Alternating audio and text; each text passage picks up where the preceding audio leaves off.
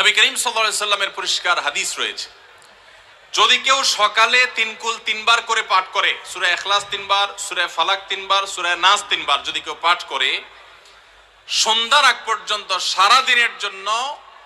ওই পাঠকারী ব্যক্তি আল্লাহ তাআলার জিম্মায়, আল্লাহর হেফাজতে, আল্লাহর নিরাপত্তায় সে চলে যায়। যত প্রকার অনিষ্ট আছে, ক্ষতি আছে, দৃশ্যমান ক্ষতি, অদৃশ্যমান ক্ষতি, সব ধরনের ক্ষয়ক্ষতি থেকে